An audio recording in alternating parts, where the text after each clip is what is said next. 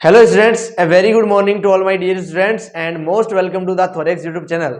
आज हम बात करेंगे इस लेक्चर के अंदर बायोमोलिक्यूल्स के अंदर मैकेनिज्म ऑफ एंजाइम एक्शन की कि एंजाइम क्या है। ये तो पिछले लेक्चर में समझ लिया था। आज हम बात करेंगे कि एंजाइम काम कैसे करता है। आपको इतना आइडिया है कि सबस्ट्रेट को प्रोडक्ट में कौन बदलता है, एंजाइम। तो वो कैसे बदलता है उसको समझाने के लिए दो थ्योरीज दी गई थी, उनके बारे में एक्सप्लेन करता हूं मैं आपको। चलिए स्टार्ट करते हैं। सबसे पहली थ्योरी का नाम है लॉक एंड की थ्योरी। नाम से समझ में आ रहा है, लॉक ताला, की का मतलब चाबी। ऐसी थ्योरी दी गई थी एक, जिसके अंदर यह बताया गया था कि जो एंजाइम होता है ना, वो किसकी तरह होता है, वो लॉक की तरह होता है, और जो सबस्ट्रेट होता है ना, वो चाबी की तरह होता है, की तरह होता है बेसिकली, है ना। तो इस थ्योरी में कंपेयर करके बताया गया है ताले और चाबी के साथ कि कैसे एंजाइम और सबस्ट्रेट काम करते हैं। तो बहुत ध्यान से समझना। इस थ्योरी के अंदर दो स्टेटमेंट है। सबसे पहले समझ लो कि ये थ्योरी दी किसने थी। ये थ्योरी दी थी इमिल फिश्चर नाम के साइंटिस्ट ने। किसने दी थी? इमिल फिश्चर साइंटिस्ट का नाम है, जिसको बाय हार्ट याद करेंगे हम, इमिल फिश्चर। पहली लाइन समझना इस थ्योरी की क्या थी। इस थ्योरी ने कहा था कि एंजाइम का जो स्ट्रक्चर होता है, जो संरचना होती है, जो उसका आकार होता है, इज कंसिडर्ड रिजिड। वो हमेशा रिजिड होता है, वो हमेशा उतना ही रहता है, ठोस होता है, कठोर होता है, बदलता नहीं है। इस थ्योरी ने पहली स्टेटमेंट में यह कह दिया था कि एंजाइम कभी भी बदलते नहीं है, वो जैसे थे वैसे ही रहते हैं। समझ में आया? एंजाइम का जो स्ट्रक्चर है वो कैसा होता है? रिजिड होता है। अगली लाइन समझना। इन्होंने कहा था कि एंजाइम को आप लॉक की तरह मान लो और सबस्टेंस को कैसे मान लो? आप चाबी की तरह मान लो। जिस प्रकार लॉक ओपन हो जाता है चाबी के द्वारा, उसी प्रकार सबस्ट्रेट जो है वो प्रोडक्ट में बदल जाता है। किसके द्वारा? एंजाइम के द्वारा। तो कुछ एग्जांपल बनाया है मैंने आपके सामने इस थ्योरी को एक्सप्लेन करने के लिए। ये थ्योरी ये कहती है कि एंजाइम की स्ट्रक्चर कभी भी चेंज नहीं होगी। तो मैंने यहाँ पे कार्बोनिक एनहाइड्रेज एंजाइम को शो करने के लिए एक ऐसा इमेजिनरी स्ट्रक्चर बनाया है। कार्बोनिक एनहाइड्रेज ऐसा नहीं होता है, ये एक इमेजिनरी स्ट्रक्चर है जो इस थ्योरी को एक्सप्लेन करने के लिए कंसिडर किया गया है। ये यहां पर भी कार्बोनिक एनहाइड्रेज है और यहां पर भी कार्बोनिक एनहाइड्रेज है। बहुत ध्यान से देखो, इस एंजाइम की स्ट्रक्चर में कोई चेंज नहीं हुआ है। ये जो ऊपर मैंने बनाया है ब्लू कलर में, ये कौन सा मॉलिक्यूल है? CO2 का मॉलिक्यूल है। ये कौन सा मॉलिक्यूल है? ये H2O यानी कि वाटर का मॉलिक्यूल है बेसिकली। जब एंजाइम के ऊपर ये दोनों सबस्ट्रेट्स जुड़ जाएंगे, जुड़ चुके हैं, उसके बाद एंजाइम क्या करेगा? एंजाइम इन सबस्ट्रेट के बीच में बॉन्ड बनाएगा। क्या बनाएगा? बॉन्ड बनाएगा, बंध बनाएगा, बेसिकली इनको जोड़ देगा।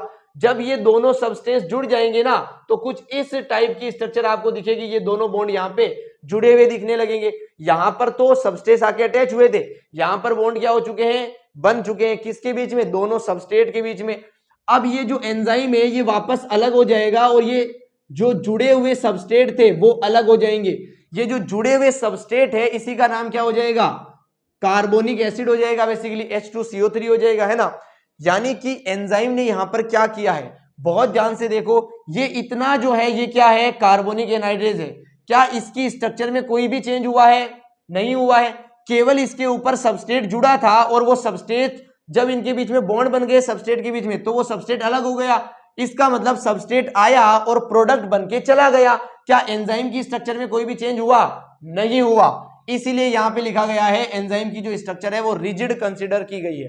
यहां पर जो ये एंजाइम है इसको आप लॉक की तरह इमेजिन कर लो, और ये जो सबस्ट्रेट है इसे आप की तरह इमेजिन कर सकते हो। इस थ्योरी को ऐसे ही एक्सप्लेन किया था, इसलिए इसका नाम रखा है लॉक एंड की थ्योरी। बेसिकली इमिल फिश्चर ने ये थ्योरी प्रपोज की थी। ये जो लाइन है, इस लाइन के अगेंस्ट अगली थ्योरी दी गई थी। अगली जो थ्योरी है, ये थ्योरी भी क्या समझाती है? Mechanism of enzyme action. Enzyme action का मतलब एंजाइम काम कैसे करते हैं उसकी विधि को समझाते हैं। मैकेनिज्म मतलब प्रक्रिया या विधि, क्रिया विधि, है ना। अगली थ्योरी समझते हैं। एक थ्योरी ने समझाया हमें कि एंजाइम कैसे काम करते हैं, दूसरी थ्योरी को भी समझते हैं बेसिकली। इसका नाम है इंड्यूस्ड फिट थ्योरी। इंड्यूस का मतलब होता है प्रेरित करना, उत्साहित करना। आपने पढ़ा होगा इंडक्टिव इफेक्ट फिजिक्स के अंदर, अगर आप ड्रॉपर हो तो आपने जरूर पढ़ा होगा इंडक्टिव इफेक्ट। इंडक्शन का मतलब ही होता है किसी को उकसाना, प्रेरित करना। जो काम कर ही नहीं रहा है उसे प्रेरित करके वो काम करवाया जाए तो उसी को क्या बोलते हैं? इंड्यूस्ड बोलते हैं। यानी कि यहां पे एंजाइम को इंड्यूस किया जाएगा। एंजाइम काम नहीं कर रहा है, एंजाइम को जबरदस्ती इंड्यूस करके क्या करवाएंगे, काम करवाएंगे, इसलिए इंड्यूस्ड है। फिट का मतलब क्या है, देखो एंजाइम का अपना एक स्ट्रक्चर है, सबस्ट्रेट जब आएगा तो उससे जुड़ेगा, जुड़ने के लिए जगह भी तो बनानी पड़ेगी सबस्ट्रेट के लिए, तो वो जो जगह बनाना है उसे फिट करने के लिए, इसलिए यहां पे क्या लिखा है, फिट लिखा है। एंजाइम को इंड्यूस कर रहे हैं, प्रेरित कर रहे हैं काम करने के लिए, और एंजाइम के अंदर जगह बना रहे हैं सबस्ट्रेट को जोड़ने के लिए, इसलिए फिट कर रहे हैं सबस्ट्रेट को उसके अंदर, इसलिए क्या नाम है, इंड्यूस्ड फिट थ्योरी नाम है इसका। नाम को समझा पाया हूं मैं, उम्मीद करता हूं आपको। इस थ्योरी को दिया था कोसलैंड नाम के साइंटिस्ट ने। कोसलैंड साइंटिस्ट का नाम है, जैसे एमिल फिशर ने दिया था लॉक की मेथड, और इन्होंने कोसलैंड ने क्या दिया था, इंड्यूस्ड फिट थ्योरी दी थी बेसिकली। इस थ्योरी के अंदर जो सबसे बड़ी लाइन थी जिसने रेवोल्यूशनरी काम किया था, वो इस लाइन के अगेंस्ट थी। लॉक एंड की मेथड ने हमें बताया था कि एंजाइम की जो स्ट्रक्चर होती है वो हमेशा ही फिक्स होती है, रिजिड होती है, लेकिन इसने पहली लाइन में ही कह दिया कि जो एंजाइम की स्ट्रक्चर होती है ना वो फ्लेक्सिबल होती है। फ्लेक्सिबल का मतलब लचीली, जो बदल सके, है ना। एंजाइम अभी ऐसा दिख रहा है लेकिन रिएक्शन के अंदर किसी और शेप में दिखेगा, किसी और स्ट्रक्चर में दिखेगा। ये लाइन किसने कही थी, बेसिकली कोसलैंड ने कही थी अपनी थ्योरी के अंदर, इंड्यूस्ड फिट थ्योरी के अंदर। तो आगे समझते हैं इसने क्या कहा था कि एंजाइम क्यों अपनी स्ट्रक्चर वगैरह बदलता है। आगे लिखा है the sites eight which substrate attached, ऐसी जगह, ऐसी साइट, ऐसा स्थान जहां पे सबस्ट्रेट अटैच होता है, सबस्ट्रेट जुड़ता है। कहां पे जुड़ता है, एंजाइम के ऊपर, उस जगह को क्या बोलते हैं, एक्टिव साइट बोलते हैं। क्या बोलते हैं, एक्टिव साइट बोलते हैं। बहुत ध्यान से सुनना, एंजाइम के ऊपर ऐसी जगह जहां पे सबस्ट्रेट आके जुड़ता है, उस जगह को क्या बोलते हैं, एक्टिव साइट बोलते हैं। किसी एंजाइम के अंदर एक भी एक्टिव साइट हो सकती है और एक से ज्यादा भी एक्टिव साइट्स हो सकती है, अंडरस्टूड और नॉट। अगर वो एंजाइम है तो उसके ऊपर एक तो एक्टिव साइट होगी ही होगी। अगर जीरो एक्टिव साइट है तो सबस्ट्रेट जुड़ेगा कहां पे, अगर सबस्ट्रेट जुड़ेगा ही नहीं तो वो एंजाइम ही नहीं है ना। अगली लाइन समझाता हूं आपको। जो एक्टिव साइट होती है ना, अगर इस एग्जांपल में भी आप एक्टिव साइट को समझना चाहो तो ये जो बॉक्स बना हुआ है यहां पे, छोटा सा कर्व बना हुआ है यहां पे, इसे आप क्या नाम दे सकते हो, इसे आप नाम दे सकते हो एक्टिव साइट बेसिकली, है ना। हालांकि ये डायग्राम इस थ्योरी का है लेकिन एक्टिव साइट तो समझ ही सकते हैं इसमें, जहां पे सबस्ट्रेट जुड़ता है यहीं से तो जुड़ रहे हैं, अंडरस्टूड और नॉट। आगे समझना कि एक्टिव साइट जो होती है ना उसके पास दो कंपोनेंट होते हैं, दो घटक होते हैं, दो भाग होते हैं, दो टुकड़े होते हैं, है ना। वो दोनों टुकड़े क्या क्या करते हैं और उनका क्या नाम है, बहुत ध्यान से समझना। पहले टुकड़े का नाम लिखा है हमने बटरसिंग ग्रुप। क्या है, बटरसिंग ग्रुप। बटर का मतलब क्या होता है, घी, है ना। तो ये ऐसा ग्रुप है जो सबस्ट्रेट को चिपकाएगा। कैसे, घी है यानी कि स्मूथ सरफेस है ना। नाम क्यों रखा है इसका बटर के जैसा, क्योंकि ये चिपकाने का काम करता है, लोगों को अट्रैक्ट करता है कि आओ मेरे से चिपक जाओ, है ना। तो आप समझ गए होंगे कि बटरसिंग ग्रुप क्या करता है, लोगों को अट्रैक्ट करता है, यानी कि सबस्ट्रेट को अट्रैक्ट करता है अपने से चिपकने के लिए। तो ये काम क्या करेगा, अटैचमेंट ऑफ सबस्ट्रेट की साइट है ये। क्या है ये, साइट है ये। एक्टिव साइट के अंदर ऐसी जगह जहां पे सबस्ट्रेट जुड़ता है उसका नाम क्या है, बटरसिंग ग्रुप नाम है। और दूसरा जो कंपोनेंट है एक्टिव साइट का उसका नाम है कैटेलिटिक साइट। कैटेलिस्ट क्या होते हैं, एंजाइम को ही बोला जाता है ना। तो कैटेलिस्ट वो एंजाइम होते हैं, वो प्रोटीन होते हैं जो बॉडी के अंदर मिलते हैं बेसिकली। कैटेलिस्ट क्या करेगा, ये ब्रेक करेगा यानी कि तोड़ेगा। क्या तोड़ेगा, आगे देखते हैं। ओल्ड, पुराने तोड़ेगा, पुराने बॉन्ड्स तोड़ेगा बेसिकली, है ना। एंड बनाएगा, मेक का मतलब बनाना, क्या बनाएगा, नए बॉन्ड्स बनाएगा। तो लाइन लिखिए, break old and make new bonds. पुराने बॉन्ड्स जो है उन्हें तोड़ेगा और नए बॉन्ड्स जो है उन्हें बनाएगा बेसिकली। यहां पर जो CO2 C और O के बीच में बॉन्ड है उसे तोड़ेगा और नए बॉन्ड C और H के बीच में बॉन्ड क्या करेगा, ये बनाएगा। तभी क्या बनेगा, कार्बोनिक एसिड बनेगा बेसिकली। तो यहां पे नए बॉन्ड बनते हैं और पुराने बॉन्ड टूटते हैं बेसिकली।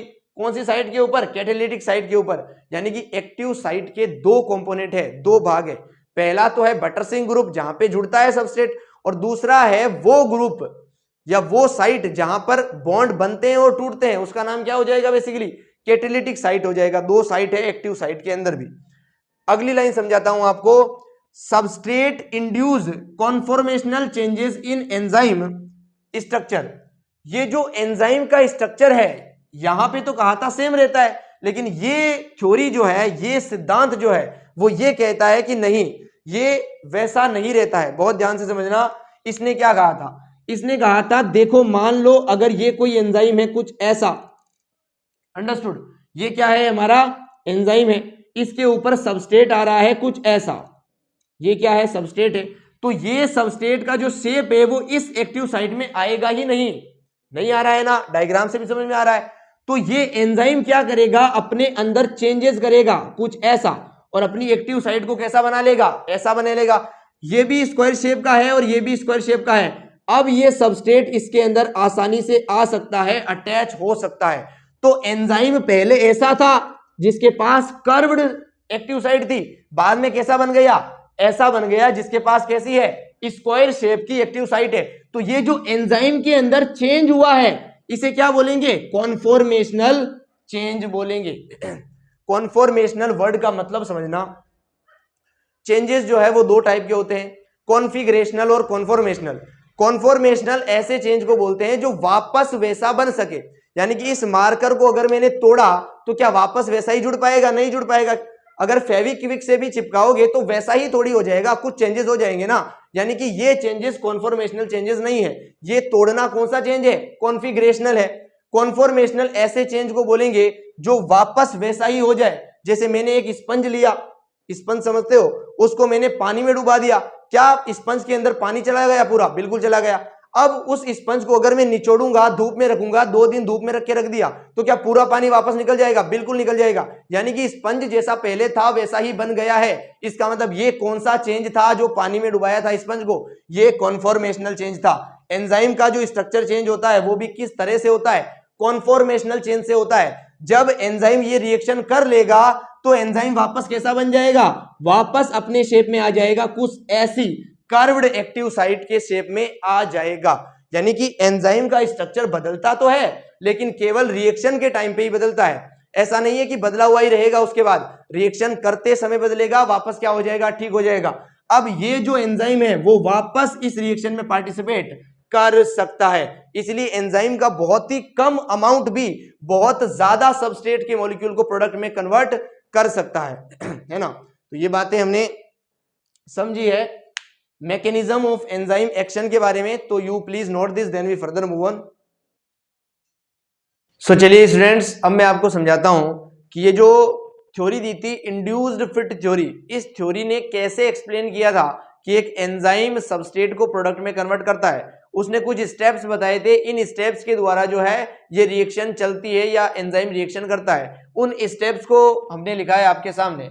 तो हेडिंग रहेगी the catalytic cycle of an enzyme action.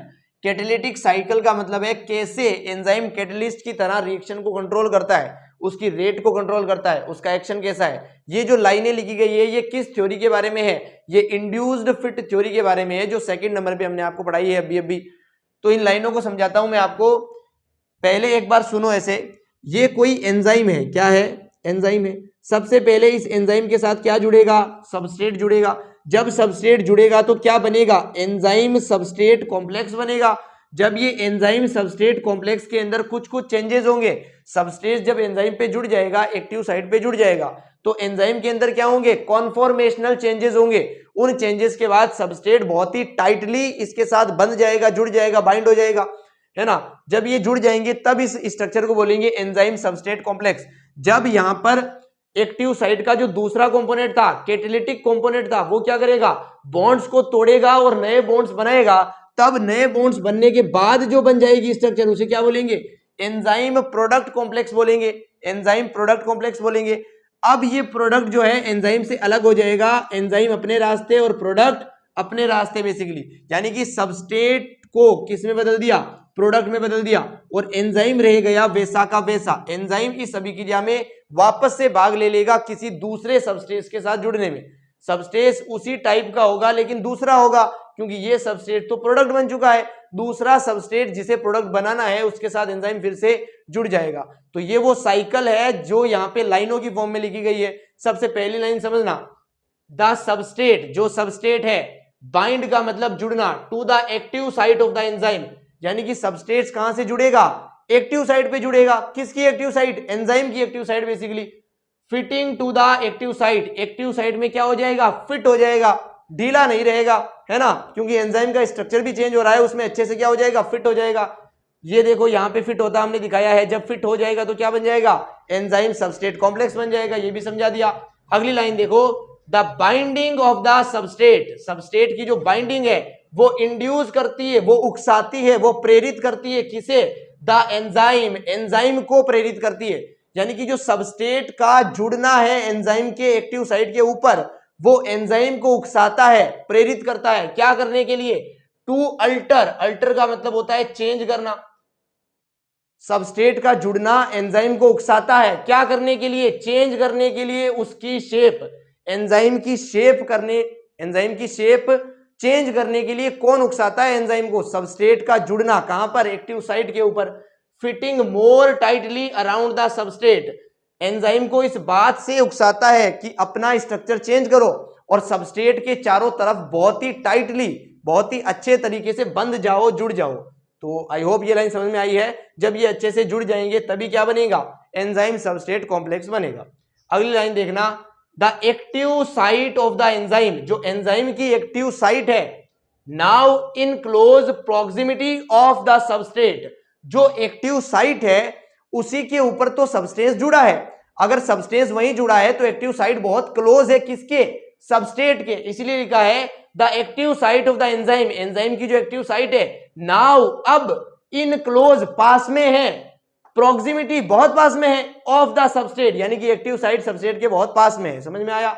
आगे देखो, अब क्या होगा अगर ये बन गया है तो, अब ब्रेक्स द केमिकल बॉन्ड, अब इस सबस्ट्रेट के अंदर के जो केमिकल बॉन्ड है उन्हें तोड़ा जाएगा एंजाइम के द्वारा, एंजाइम के एक्टिव साइट के अंदर कैटालिटिक पार्ट जो है उसके द्वारा सबस्ट्रेट के बॉन्ड को तोड़ा जाएगा और क्या किया जाएगा, नए बॉन्ड्स बनाए जाएंगे। नए बॉन्ड्स बनने के बाद क्या बनेगा, एंजाइम प्रोडक्ट कॉम्प्लेक्स बनेगा, जो यहां पे लिखा हुआ भी है, enzyme product complex is formed. तो यहां तक पहुंच गई है ये रिएक्शन। एंजाइम प्रोडक्ट कॉम्प्लेक्स कैसे बना है, जब एंजाइम सबस्ट्रेट कॉम्प्लेक्स के अंदर केमिकल बॉन्ड टूटे हैं और नए बॉन्ड बने हैं। किसने तोड़े हैं और बनाए हैं, एंजाइम की एक्टिव साइट के कैटालिटिक पार्ट ने। अंडरस्टूड और नॉट, बिल्कुल अंडरस्टूड। तो ये लाइन समझने के बाद लास्ट लाइन समझाता हूं आपको, द एंजाइम रिलीजेस, रिलीज का मतलब छोड़ना, एंजाइम क्या छोड़ रहा है, द प्रोडक्ट, ये जो एंजाइम प्रोडक्ट कॉम्प्लेक्स है इसके अंदर से एंजाइम ने छोड़ दिया है किसे, प्रोडक्ट को। प्रोडक्ट को बोला तुम अपने रास्ते जाओ, हम अपने रास्ते जाते हैं और अगेन इस रिएक्शन को करते हैं। अंडरस्टूड और नॉट।